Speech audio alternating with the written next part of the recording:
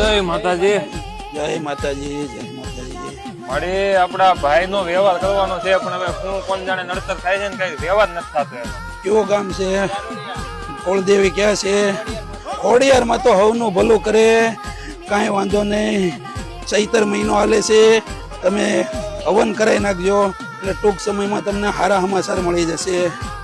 એમ નહીં માતાજી, વચન કે વધારો કઈક આપો. હા હા હા,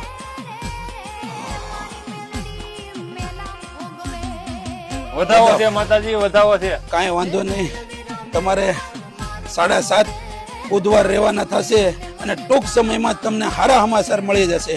અને તે પછી માતાજીને આવીને એક શ્રીફળ વધેરી જશે. હવે માતાજી.